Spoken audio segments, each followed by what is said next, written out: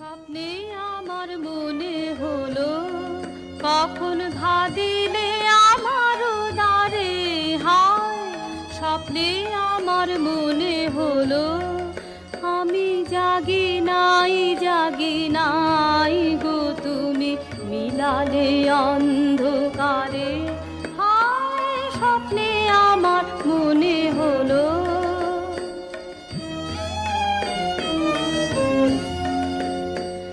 অচেতন মন মাঝে তখন রিমি ঝিমি ধ্বনি বাজে বাজে, রিমি ঝিমি কাঁপিল বনের হাওয়া ঝিল্লি ঝংকারে, আমি জাগি নাই গো নদী বহিল বনের পারে, স্বপ্নে আমার মনে হলো।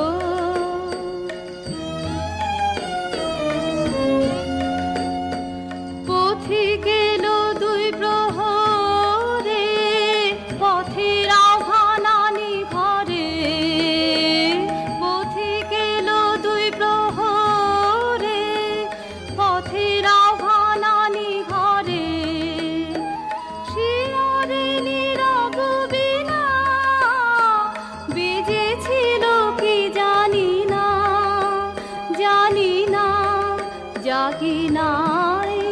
জাগি নাই গো ঘিরে ছিল বনগন্ধ ঘুমের চারিধারে, স্বপ্নে আমার মনে হলো। পরপর তিনখানি রবীন্দ্রসঙ্গীত শুনলেন। Radio lovers world wide radio কমিউনিটিতে শুনছেন রবীন্দ্র জয়ন্তী উপলক্ষে বিশেষ অনুষ্ঠান, যেখানে আজ কথায় কম রয়েছি, গানে বেশি রয়েছি, আর তার সঙ্গে শুনছি শ্রোতাদের রেকর্ডিং। এবারে শুনবেন স্বপ্নে আমার মনে হলো সুমিত্রা সেনের কণ্ঠে, সন্ধ্যা মুখোপাধ্যায়ের কণ্ঠে শুনবেন কবে আমি বাহির হলেম এই গানটি, এবং তারপরে শোনাবো শ্রাবন্তী মজুমদারের কণ্ঠে যদি তোর ডাক শুনে কেউ না আসে। আবারও টেগর এন্ড কেল্টিক এই অ্যালবাম থেকে গানখানি শুনবেন শ্রাবন্তী মজুমদার এবং ডেভিড কেলাগনের দ্বৈত কণ্ঠে। ফিরে এসে কথা হচ্ছে।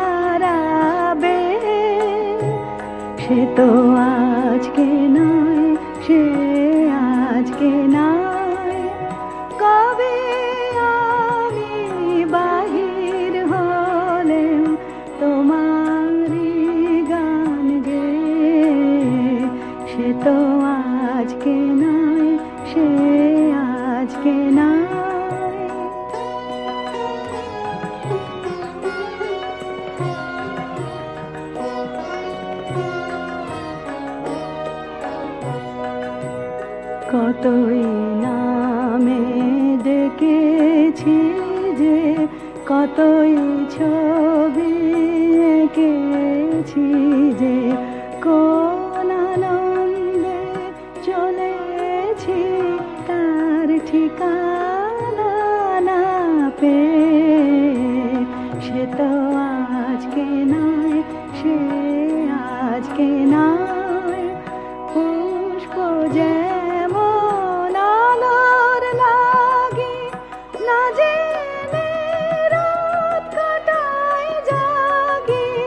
পুষ্প যেমন আলোর লাগি না জেনে রাত কাটায় জাগি, তেমনি তোমার আশায় আমার হৃদয় আছে ছে।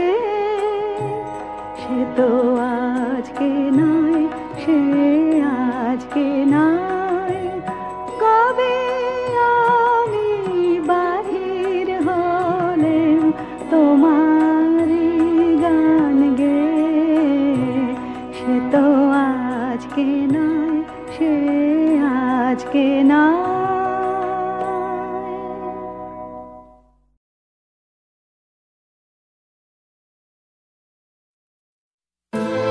Should no one come at your call, walk alone. Walk alone, walk alone, walk alone. Should no one speak, should all turn their faces, all feel afraid, then with open heart, say alone. যদি তোর ডাক শুনে কেউ না আসে, তবে একলা চলো রে। Mamek wel apagade himase, este lamakan shulrod. তবে একলা চলো, একলা চলো, একলা চলো, একলা চলো রে।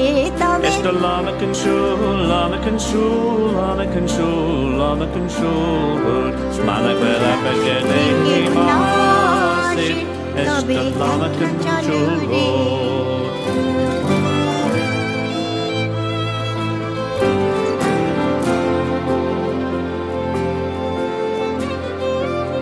যদি কেউ কথা না কয়, ওরে ওরে ওরে ভাগা, কেউ কথা না কয়, যদি সবাই থাকে মুখ ফিরায়ে, সবাই করে ভয়। যদি সবাই থাকে মুখ ফিরায়ে, সবাই করে ভয়, তবে পরাণ খুলে ও তুই মুখ ফুটে তোর মনের কথা একলা বলো রে। ও তুই মুখ ফুটে তোর মনের কথা একলা বলো রে। যদি তোর ডাক শুনে কেউ না আসে, তবে একলা চলো রে।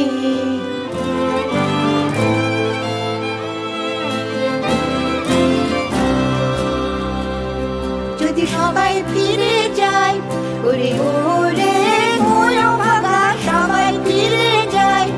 যদি কখন পথে যাবার কালে কেউ ফিরে না যায়, যদি কখন পথে যাবার কালে কেউ ফিরে না যায়, তবে পথের কাঁটা ও তুই রক্ত মাখা চরণ তলে একলা দলো রে। ও তুই রক্ত মাখা চরণ তলে একলা দলো রে।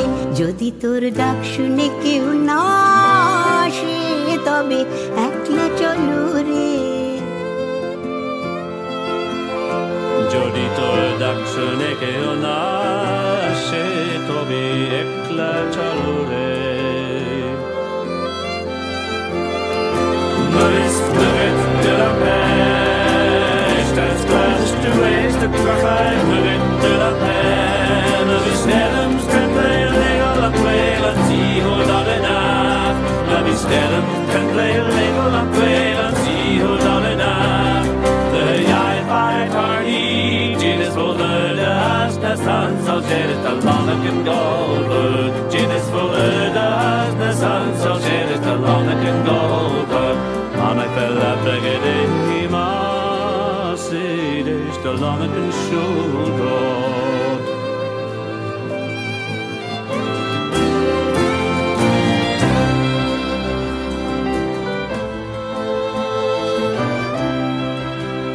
should the light go off, should, on a stormy night, all shut their doors, then by the thunder and lightning light up your soul to glow alone. Should no one come to your call, walk alone. যদি আলো না ধরে ওরে ওরে quo ফাঁকা আলো না ধরে যদি ঝড় বাদলে আধার রাতে দুয়ার দেয় ঘরে যদি ঝড় বাদলে আধার রাতে দুয়ার দেয় ঘরে তবে বজ্র নলে আগুন বুকের পাঁজর জ্বালিয়ে নিয়ে একলা চলো রে আগুন বুকের পাঁজর জ্বালিয়ে নিয়ে একলা চলো রে যদি তোর ডাক শুনে কেউ না আসে তবে একলা চলো রে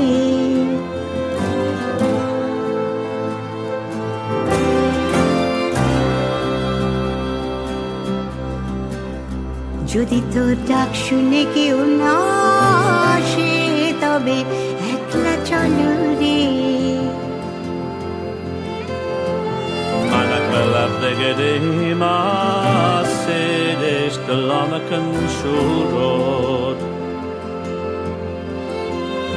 যদি তোর ডাক শুনে কেউ না আসে তবে একলা চলো রে Men för fräger den är sidor tulla makan shurod একলা চলো রে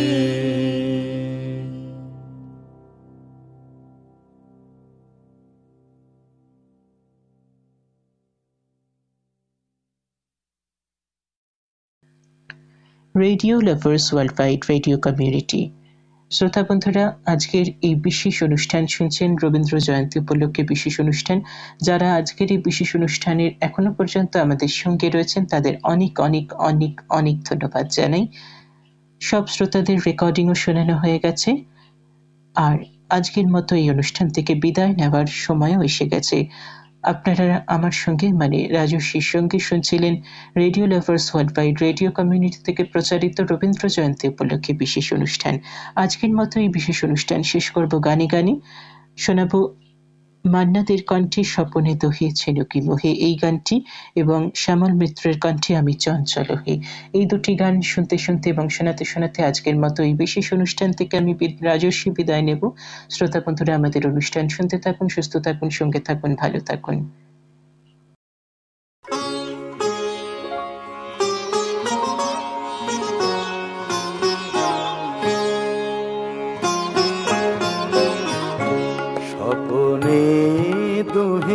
ঝিনুকি মোহে জাগার বেলা হলো, যাবার আগে শেষ কথাটি বলো বলো।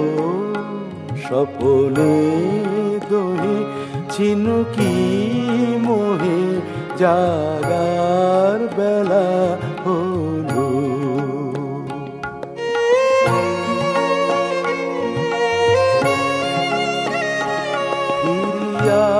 আছে এমন কিছু দিও বেদনা হবে পরম রমণীয়। ফিরিয়াছে এমন কিছু দিও বেদনা হবে পরম রমণীয়। আমার মনে রহিবে নিরবধি বিদায় ক্ষণে ক্ষণিক তরে যদি সজল আঁখি তোলো। যাবার আগে শেষ কথাটি বলো বলো। স্বপনে দহি ঝিনুকি মোহে জাগার বেলা হলো।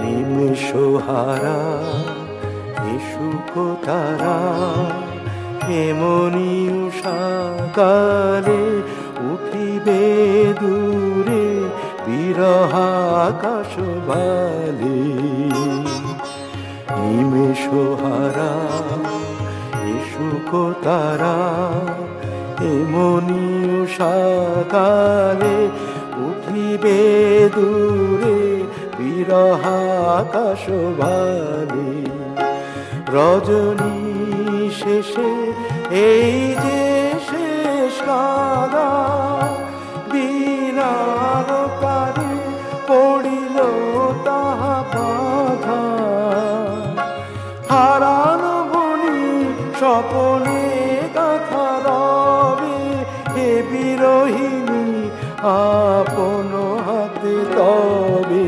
বিদায় দ্বার খোলো যাবার আগে শেষ কথাটি বলো বলো স্বপনে দোহে ছিনুকি মোহে জাগার বেলা হলো।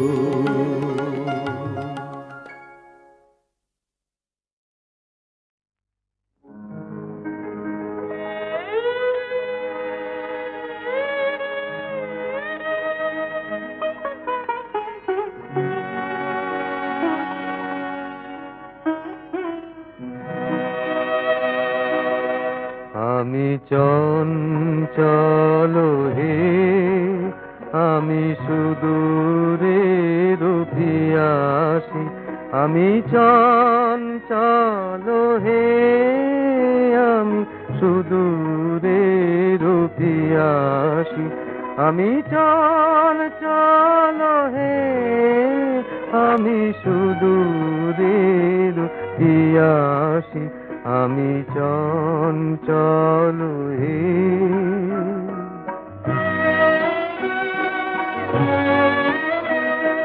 দিন চলে যায় আমি আনমনে তারি আশাকে থাকি বাতায়নে ওগো প্রাণে মনে আমি যে তাহার পরশ পাবা প্রয়াসী আমি সুদূরে রূপিয়াসি ওগো সুদূর বিপুল সুদূর তুমি যে বাজাও ব্যাকুল বাঁশরি মোর ডানা নাই আছি এক ঠাই সে কথা যে যায় পাশরি আমি চঞ্চল হে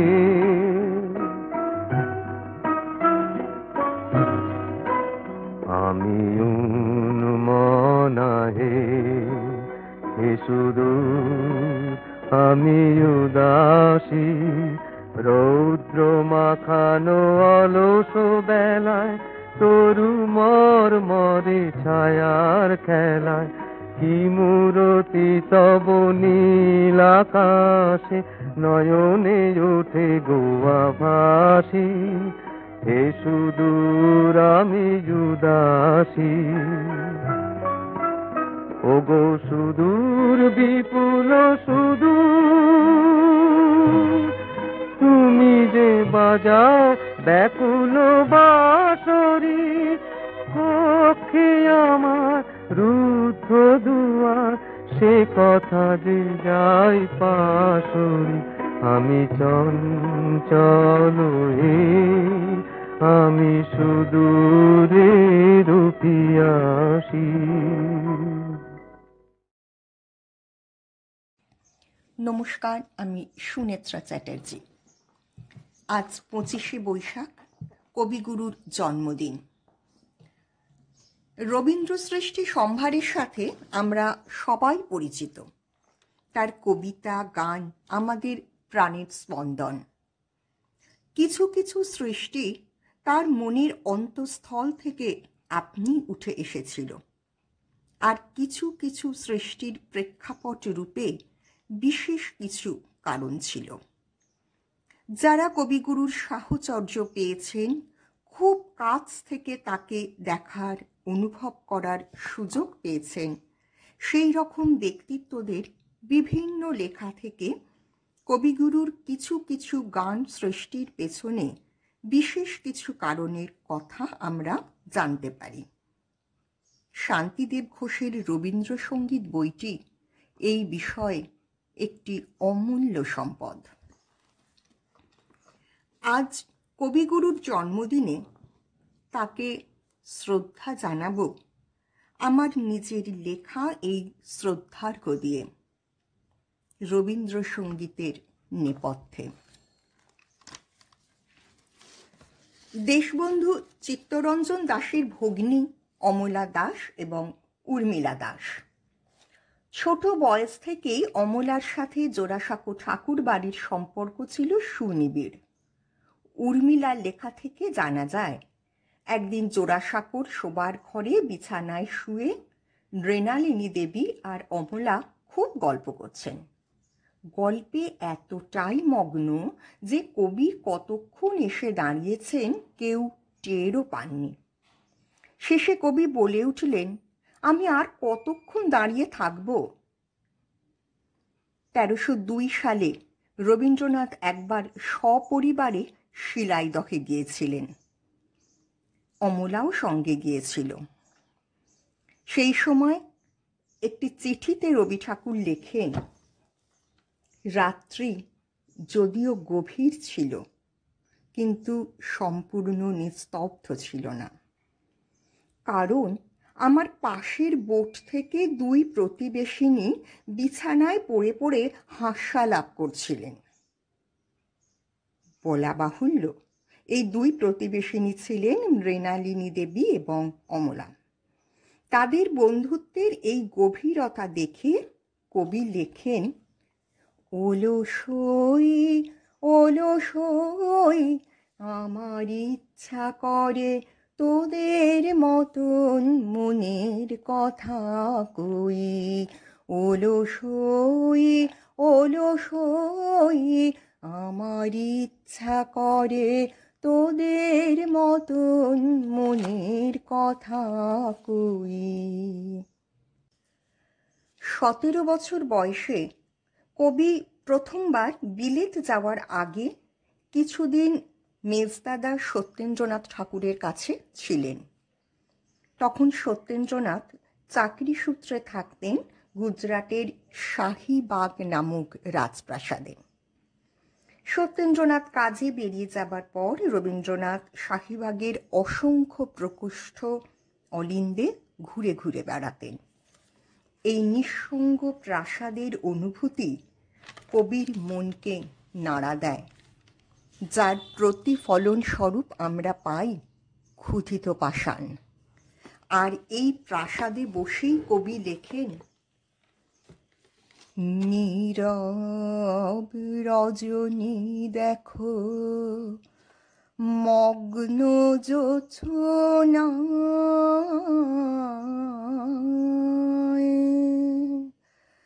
নীরব রজনী দেখো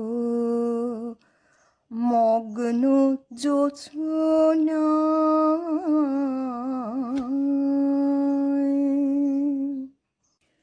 রবীন্দ্রনাথ ঠাকুরের নাতনি নন্দিনী অতি শৈশবে রবি ঠাকুরের কাছে গল্প শুনতে চাইত, আর নিজেও শিশু সুলভ নানা কথা রবি ঠাকুরকে বলতো। তার আধো আধো কথার সবটা রবি ঠাকুর বুঝতেও পারতেন না। সেই শিশু সুলভ আধো আধো বুলি অর্ধেক অর্থ না বুঝতে পারা সেই নাতনিটির উদ্দেশ্যে কবি লেখেন, অনেক কথা যাও যে বলে কোনো কথা না বলি, তোমার ভাষা বোঝার আশা দিয়েছি জলাঞ্জলি। অনেক কথা যাও যে বলে কোনো কথা না বলি, তোমার ভাষা বোঝার আশা দিয়েছি জলাঞ্জলি। কবি একবার সিন্ধু কাথিয়াবাড় অঞ্চল ভ্রমণ করেন। সেখান থেকে শান্তিনিকেতনে ফেরার সময় সঙ্গে করে এনেছিলেন কাথিয়াবাড়ের একটি চাষি পরিবারকে। তাদের একটি 12-13 বছরের মেয়ে 2 হাতে মন্দিরা নিয়ে খুব সুন্দর নাচত। সেই নাচ তিনি শান্তিনিকেতনের সবাইকে দেখান, আর সেই নাচ দেখে মুগ্ধ কবি লেখেন, 2 হাতে কালের মন্দিরা যে সদাই বাজে, ডাইনে বাঁয়ে 2 হাতে কালের মন্দিরা যে সদাই বাজে। কবির নাতবউ অমিতা ঠাকুরকে কবি একবার একটি গান গাইতে অনুরোধ করেন, কিন্তু খুব লজ্জা পেয়ে সেদিন অমিতা দেবী ঠাকুরকে গান শোনাতে পারলেন না। পরে হঠাৎ একদিন বারান্দার সিঁড়িতে বসে আপন মনে অমিতা দেবী গান গাইছিলেন। গুরুদেব চুপি চুপি সেখানে এসে পিছনে দাঁড়িয়ে গানটা শুনলেন, আর তারপরই রচনা করলেন, দইবে তুমি কখন নেশায় পেয়ে, আপন মনে যাও যাও তুমি গান গে গে, দইবে তুমি কখন নেশায় পেয়ে, আপন মনে যাও যাও তুমি গান গে গে, দইবে তুমি কখন নেশায় পেয়ে। দীনেন্দ্রনাথ ঠাকুরের একটি পোষা হরিণ ছিল। হরিণটি হঠাৎ একদিন শান্তিনিকেতন থেকে পালিয়ে যায়। দূর গ্রামের সাঁওতালরা সেটাকে মেরে ফেলে। দীনেন্দ্রনাথের পত্নী কমলা দেবী খুব দুঃখ পান। মর্মাহত কমলা দেবীকে সান্ত্বনা দিতে কবি লেখেন, সে কোন বনের হরিণ ছিল আমার মনে, সে কোন বনের হরিণ ছিল আমার মনে, কে তারে বাঁধল অকারণে, সে কোন বনের হরিণ ছিল আমার মনে। বিপ্লবী যতীন দাস তখন লাহোর জেলে অনশন করছেন, আর রবি ঠাকুর সেই সময় তপতী নাটকটা লিখছেন। শেষ পর্যন্ত যতীন দাসের মৃত্যু হয়। সেই সংবাদ যখন শান্তিনিকেতনে পৌঁছল, গুরুদেব অত্যন্ত কষ্ট পেয়েছিলেন। সেই রাত্রেই তিনি লিখলেন, সর্বখর্ব তার দহে তব ক্রোধ দাহ, সর্বখর্ব তার দহে তব ক্রোধ দাহ, হে ভৈরব শক্তি দাও ভক্ত পানে চাহ, হে ভৈরব শক্তি দাও ভক্ত পানে চাহ, সর্বখর্ব তার দহে তব ক্রোধ দাহ। পরে এই গানটি তিনি তপতী নাটকে জুড়ে দেন। অসহযোগ আন্দোলনের পরের কথা। কলকাতায় খুব ধরপাকড় চলছে। আশ্রমে খবর এলো বাসন্তী দেবীকে গ্রেফতার করা হয়েছে। কবি অত্যন্ত উদ্বিগ্ন হয়ে পড়লেন। সেই সঙ্গে কবির নামে একটি বেনামি চিঠিও এলো। চিঠিতে লেখা ছিল, দেশে আগুন লেগেছে আর আপনি গান গেয়ে বেড়াচ্ছেন। পণ্ডিত ভীমরাও শাস্ত্রীকে চিঠিখানি দেখিয়ে কবি বললেন, পণ্ডিতজি, এই দেখুন আমার নামে অভিযোগ এসেছে। আমি গান কেন গাই? আমার তো আর কোনো গুণ নেই। আর এই দুঃখই প্রকাশিত হয়েছে এই গান রূপে। সময় কারো যে নাই, ওরা চলে দলে দলে, গান হয় ডুবে যায় কোন কোলাহলে।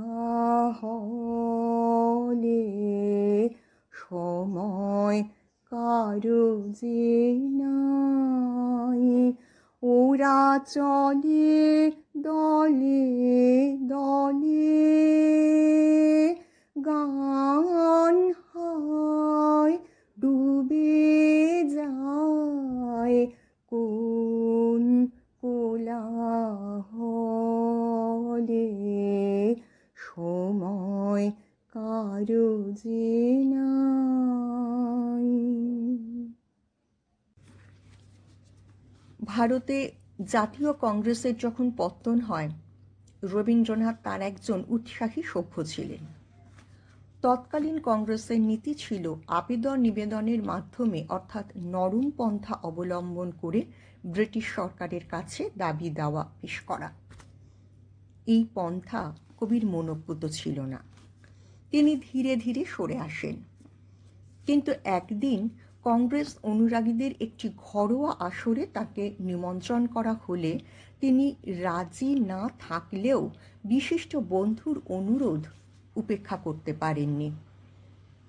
যাবার আগে একটি গান তিনি রচনা করে নিয়ে যান। সভায় গিয়ে গানটি গেয়েই তিনি সভা থেকে চলে আসেন। গানটি ছিল, আমায় বলো না গাহিতে, বলো না আমায়, বলো না গাহিতে, বলো না। একি শুধু হাসে খেলা প্রমোদের মেলা, শুধু হাসে খেলা প্রমোদের মেলা, শুধু মিছে কথা ছলো না, আমায় বলো না গাহিতে, বলো না আমায়, বলো না গাহিতে, বলো না। 1329 সালের প্রথম দিকে শান্তিনিকেতনে নলকূপ খননের কাজ শুরু হয়। দ্রুত কাজ সম্পন্ন করার জন্যে রাত অবধি কাজ চলত। শান্তিনিকেতনের অনেক অধ্যাপক মহাশয়রাও উপস্থিত থেকে মাঝে মাঝে কুলিদের সাহায্য করতেন। গুরুদেবও সেখানে উপস্থিত থাকতেন। নলকূপ খননকে কেন্দ্র করে সকলের এই উৎসাহ দেখে কবি লেখেন, এসো এসো হে তৃষ্ণার জল, এসো এসো হে তৃষ্ণার জল, এসো এসো হে, হে তৃষ্ণার জল এসো এসো, কল কল ছল ছল, এসো এসো হে তৃষ্ণার জলে শুয়ে শুয়ে, তৃষ্ণার জলে শুয়ে শুয়ে। 1329 সালে জোড়াসাঁকো ঠাকুরবাড়িতে বর্ষামঙ্গল অনুষ্ঠান হবে। কিছুদিন আগে থেকেই বাড়ি সরগরম হয়ে উঠল। খুব জোর কদমে মহড়া চলছে। হঠাৎ গুরুদেবের গলা গেল বসে। এদিকে বর্ষামঙ্গল অনুষ্ঠানে গুরুদেবের গলায় গান আবৃত্তি শোনাই ছিল অনুষ্ঠানের প্রধান আকর্ষণ। সেই ভাঙা গলায় তিনি পড়লেন খুব মুশকিলে।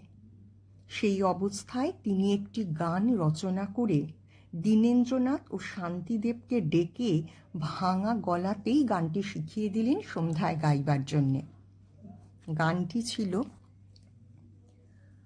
আমার কণ্ঠ হতে গানকে নিল নীল ভুলায়ে, আমার কণ্ঠ হতে গানকে নিল নীল ভুলায়ে, আমার কণ্ঠ হতে গানকে নিল। 1337 সালে জাপানি জুজুৎসু পালোয়ান টাকা গাকিকে শান্তিনিকেতনে আনিয়ে জুজুৎসু শিক্ষার প্রবর্তন করেন কবি। এই বিষয়ে দেশবাসীকে উৎসাহিত করার জন্যে নানা স্থানে প্রদর্শনীর ব্যবস্থা করেছিলেন। এইসব প্রদর্শনীর উদ্বোধনী সঙ্গীত রূপে রচিত হয়, সংকোচের বিহ্বলতা নিজেরে অপমান, সংকটের কল্পনাতে হয়েও না ম্রিয়মান, সংকোচের বিহ্বলতা নিজেরে অপমান, সংকটের কল্পনাতে হয়েও না ম্রিয়মান, মুক্ত কর ভয় আপনা মাঝে শক্তি ধর নিজেরে কর জয়, সংকোচের বিহ্বলতা নিজেরে অপমান।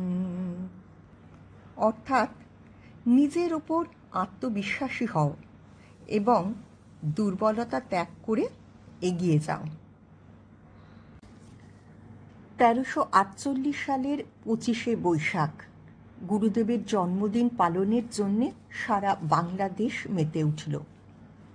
শান্তিদেব ঘোষ কবিগুরুর কাছে এসে বললেন, গুরুদেব, আপনি নিজের জন্মদিন উপলক্ষে কবিতা লিখেছেন, বক্তৃতা দিয়েছেন, কিন্তু একটাও গান রচনা করলেন না। গুরুদেব বললেন, তুই এক অদ্ভুত ফরমাস এনে হাজির করলি। আমি নিজের জন্মদিনের গান নিজে রচনা করব? লোকে আমাকে বলবে কি? দেশের লোক এত নির্বোধ নয়, ঠিক ধরে ফেলবে আমি নিজেকে নিজেই প্রচার করছি। তুই চেষ্টা কর এখানে যারা বড় বড় কবি আছেন তাদের দিয়ে গান লেখাতে। শান্তিদেব বললেন, আপনি থাকতে অন্যদের কাছে চাইবার কি প্রয়োজন? তখন কবি তার রচনার একটি অংশ একটু অদল বদল করে সুর যোজনা করলেন। সেদিন ছিল 23শে বৈশাখ। শিখিয়ে দিলেন শান্তিদেবকে। পরের দিন সকালে পুনরায় শান্তিদেবের গলায় শুনে বললেন, হ্যাঁ, এবার হয়েছে। গানটি ছিল, হে নূতন দেখা দি কারবার, জন্মের প্রথম শুভক্ষণ, হে নূতন দেখা দি কারবার, জন্মের প্রথম শুভক্ষণ। রবি ঠাকুর বলেছেন, কথার যেখানে শেষ, গানের সেখানে শুরু। আমরা যখন কথার ভিতর দিয়ে আমাদের হৃদয়ের আবেগ প্রকাশ করতে যাই, আবেগের তীব্রতা আমাদের ভাষাকে স্তব্ধ করে দেয়। তখনই কণ্ঠে আমাদের সুরের ছোঁয়া লাগে। তার সুরসৃষ্টি তো অন্তহীন, যা সারা দিন ব্যাপী বলেও শেষ হবার নয়। তাই শেষে কবিগুরুর ভাষাতেই বলতে হয়, শেষ নাহি যে শেষ কথাকে বলবে, শেষ নাহি যে শেষ কথাকে বলবে। আজ কবিগুরুর জন্মদিনে তাঁর চরণে রইল আমার শত কোটি প্রণাম। নমস্কার।